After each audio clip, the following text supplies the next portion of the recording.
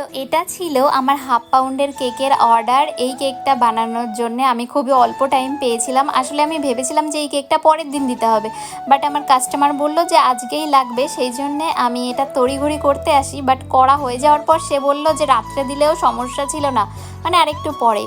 তো আমি সেই মতন আর কি বলবো, আমার তো করা হয়ে গেছিলো। তো এই গাউনটা আমি বানিয়েছিলাম, আর ওপরে একটা স্টিকার বসিয়ে দিয়েছিলাম। ফন্ডেন্ট দিয়ে গাউনটা বানানো, আর ওপরে একটু কর্নফ্লাওয়ার ছিল, সেগুলোই আর কি ঝেড়ে নিচ্ছিলাম।